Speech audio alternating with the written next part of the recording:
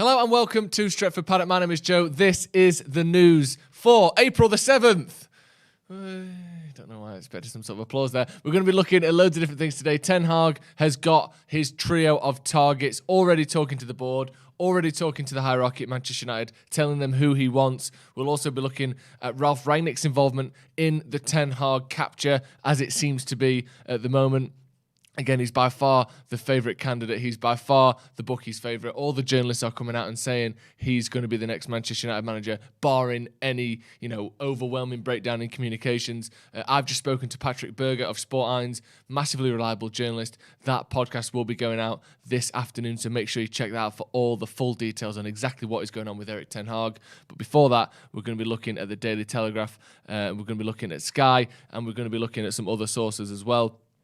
The first things first, let's get into this. James Ducker of The Telegraph has been talking about Manchester United's hierarchy. Obviously, over the last few years, we've seen it basically go from Ed Woodward, Glazers manager, that's it, to now you've got a few more pieces of that puzzle in there. Ed Woodward has now left. We've since hired a technical director, a footballing director, a director of football, and from that, it looks as though we're going to be hiring another staff member in that hierarchy. So this is from James Ducker of The Telegraph. He says, bit at the bottom of the Ten Hag news story on how United are hoping to appoint a deputy football director in the next couple of weeks. Down to 3 names now. Andy O'Boyle, the current head of elite performance at the Premier League, is one of the names in the frame. So head of elite performance at the Premier League sounds to me like a relatively qualified person. I don't know much about him. Let me know in the comments if you do.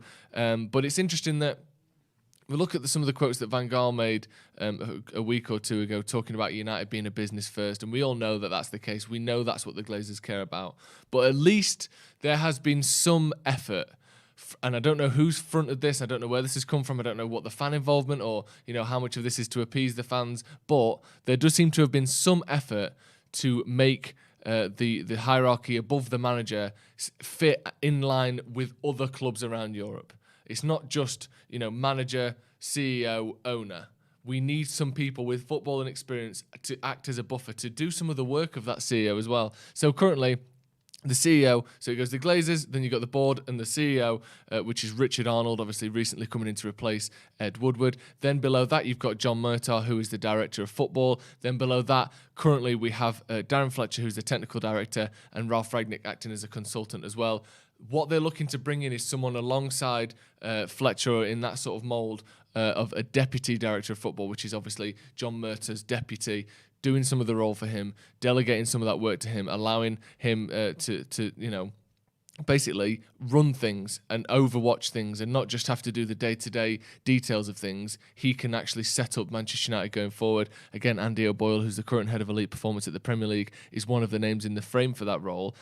And at some point, yes, you can get to too many cooks spoiling the broth. But for so long, United basically had... Right, so John Murtaugh came in. I'll get to that point. John Murtaugh came in as the director of football, when was it, 18 months ago or a year or so ago now?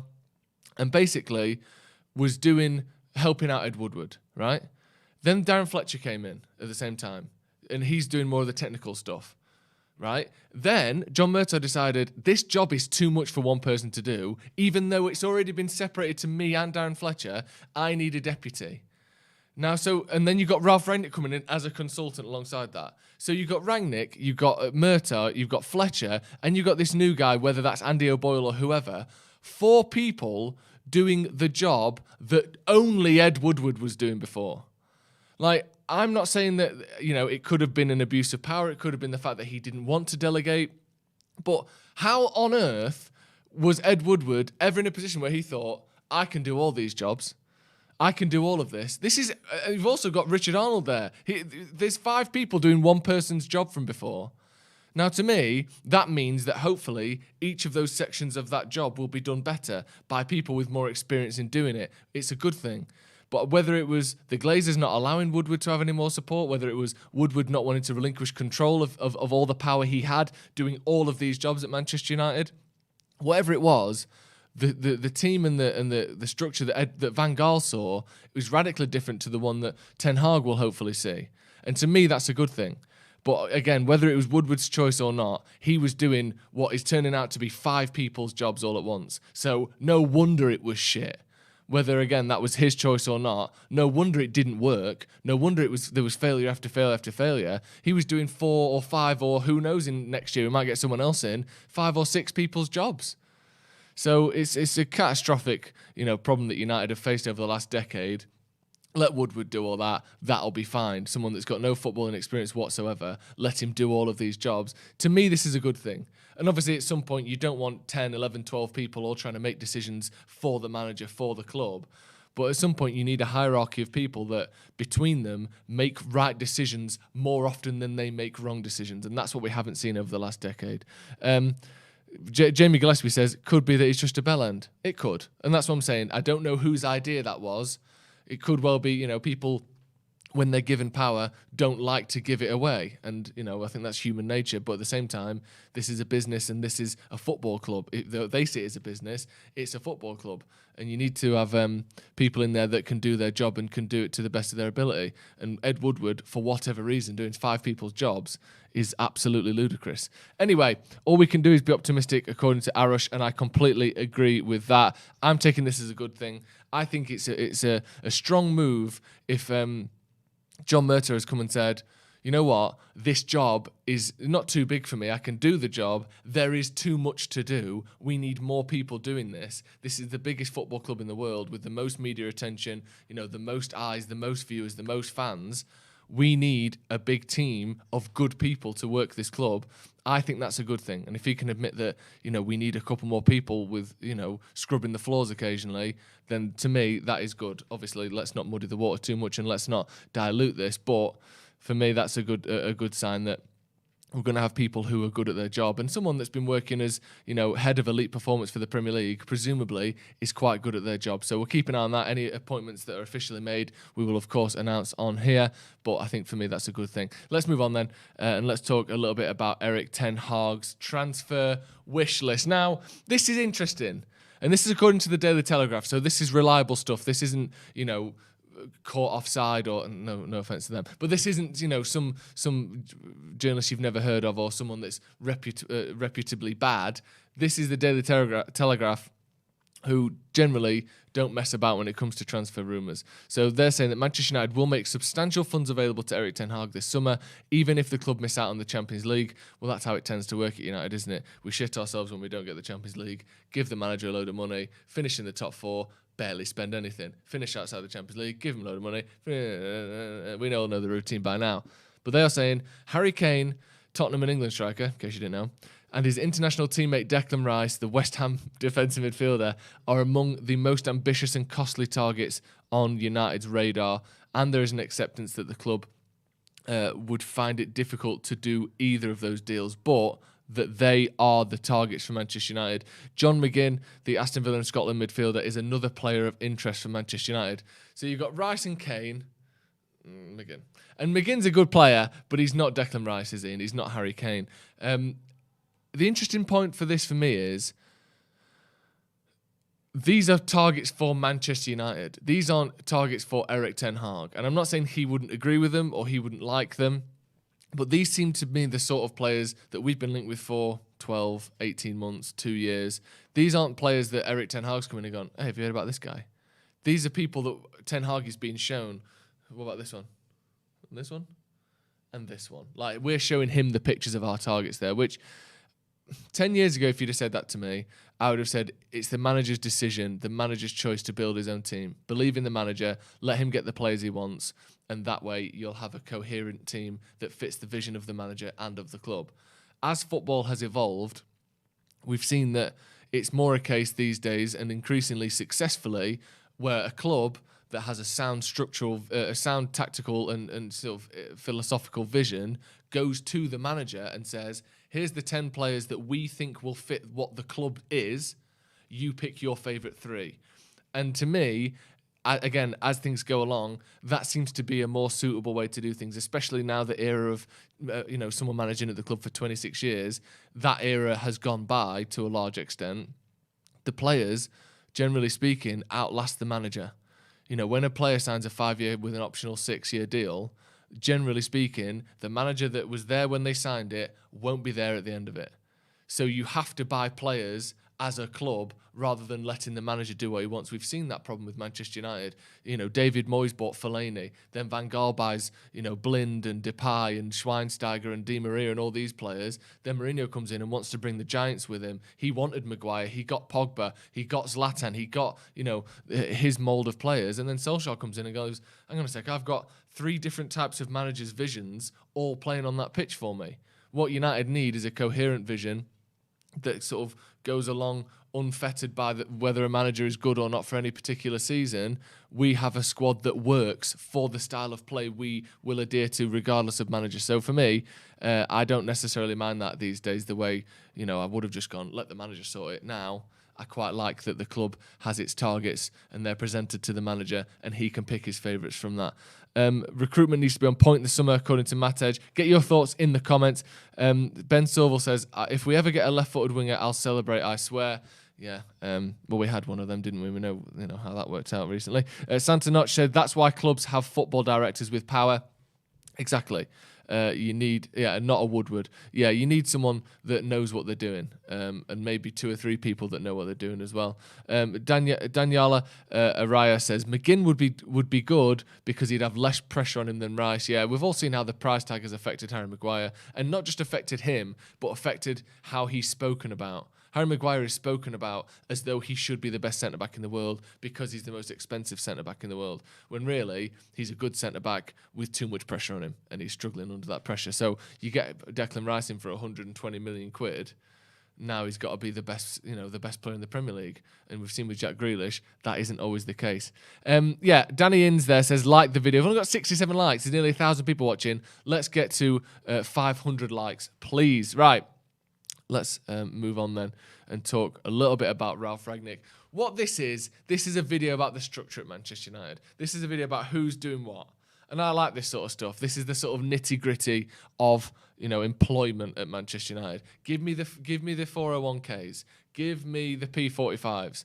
This is what I want to see. Give me the details. According to Sky Sports, Ralf Rangnick was not involved in the Ten Hag call, the decision to hire Ten Hag. This is from Melissa Reddy of Sky Sports News, and she said that the formalities are to be completed soon surrounding Ten Hag, as we've reported yesterday. Long admired by Manchester United, and it was a straight shootout between him and Pochettino. Ten Hag was easier to secure, Ajax easier to deal with than PSG, and the compensation package is low for Ten Hag. Some part of it I don't necessarily like. We'll get to the Rangnick's bit in a second. I don't necessarily like, well, it's easier, wasn't it? Like, yeah, okay, is he the right man for the job? And he's easier to secure, great. But if you would have preferred Pochettino, but Ten Hag was cheaper, part of me thinks, just get Pochettino. Not that that would be my choice, but are we sort of sacrificing our morals and our beliefs for a bit less money to be paid? If so, I'm not particularly keen on that. But, Ten Hag is the manager I would like, so I'm happy with the overall outcome. He was easier to score, Ajax easier to deal with than PSG, and the compensation package was low. Talking about Rangnick, this is the crucial bit here. Relatively low input. No conversations on who the manager would be. Told to focus on coaching. No discussions over the current structure of the club. The consultancy role will not be hands-on, and it will give insights on innovations and best scouting practices. Now, I don't know if that's been framed as an issue or as a problem. To me, that makes sense. That is what Ralf Rangnick is good at. He's good at how clubs can innovate and scouting and how to bring new players in, and that's basically the best thing he does. So to me, the fact that we're using him for what he's best at isn't a problem. But it's interesting to know he wasn't really any real say in Ten Hag. Although there have been contrasting reports that he likes Ten Hag, that he approved of Ten Hag. I don't think there's any way. Ralf Rangnick hasn't said the words Ten Hag to John Murtaugh in the last 3 months. I don't believe that hasn't happened. Yeah, that's right. I think it has happened. Is maybe a slightly easier way of putting it. But again, he wasn't part of the decision-making process formally. I think he will have given his blessing for Ten Hag. And again, the whole structure of Manchester United has to be working outside of any individual manager. because, as we know, you go from manager to manager, and before you know it, it's been 10 years and you haven't won the Premier League, and that's the position we're in now. Get your thoughts in. Where is Joe's beret and baguette? Just because I wear a striped shirt doesn't mean I have to do some sort of caricatured Frenchman impression. But I will privately if you want to pay me for that. Someone says selling out on what they want because there's a cheaper option available. Never seen that before. Yeah, that does sound like Manchester United, doesn't it? Who knows? Hopefully, it was very much we think they're both as good as each other, and this one is slightly easier to get, rather than this one's better, but this one's easier, because that's no good, is it? Someone says this club doesn't respect Rangnick enough. Interesting. Some talk about Calvin Phillips, apparently, and I'll try and get that quickly if I can. But just before we go, let me see if there's some breaking news here. And if there isn't, then you're all an absolute shambles. United are apparently working on a deal to sign Leeds midfielder Calvin Phillips. This is coming from the Manchester Evening News, breaking in the last 10 minutes. Manchester United are working on a deal to sign. If we can get a graphic for Calvin Phillips in the next 5 minutes, I'll be stunned. Manchester United are working on a deal to sign Leeds midfielder Calvin Phillips. United have prioritised a defensive midfielder in the summer market after deciding against signing one last year, and Phillips has impressed since Leeds were promoted in 2020. Although United are interested in Phillips' England teammates Declan Rice and Jude Bellingham, which we know, West Ham have publicly valued Rice at an exorbitant £150 million. There are countries, there are states available for that sort of money. You can buy half of Antarctica for that. You can probably buy some decent plottage on the moon for 150 million quid, and that's what we're talking about for Declan Rice for 5 years. But they want to keep Bellingham for one more year. That's Dortmund, and are resigned to losing Haaland in the summer. Phillips is also aligned with interim manager Ralph Rangnick's preference of targeting hungry players seeking a progressive career move. Very, very interesting stuff there. Phillips is contracted to Leeds until 2022, and discussions over a renewal have become protracted. Although Phillips is a boyhood Leeds fan, United have a number of Leeds players. United have attracted a number of Leeds players in several high-profile transfers. I wonder if that's what will attract him to Manchester United. Calvin Phillips going home at night, waking up thinking of Alan Smith signing for Manchester United, and he wants to be the next Alan Smith. Who knows? I know it wasn't a signing from Leeds, it was one to Leeds. We also sort of got Dan James under the nose of Leeds, didn't we, a couple of years ago? Very interesting. Phillips returned from a 4-month hamstring injury for the 1-1 draw against Southampton on Saturday, but played 29 games in the Premier League last season, and then made his international debut on the eve of the campaign last year. Obviously starred in the Euros for England. Does seem to have a slightly patchy injury record, so we'll keep an eye on that one. It's probably going to be looking somewhere in the £60 million region. Zachary Purvis says, Joe, we missed you last week. Thank you. Thank you for everything you do. This channel is gold for us in the USA, where we get shit football coverage. Well, you're welcome, and thank you very much for the support. You're now missing Jay this week. We can't seem to line up Jay and I at the minute, but Jay's doing all right, and he'll be back next week. We didn't quite get the Calvin Phillips graphic in time. I can see Callum frantically clicking away in the background. That's definitely one to keep an eye on. Manchester United reportedly working on a Calvin Phillips transfer. Very interesting that, to see how much money they want for him. A player that has impressed here and there, but hasn't exactly been a top player for a long time. Very, very interesting to see indeed. I'll keep you abreast with that. Keep you up to date with that. Thank you very much for joining me.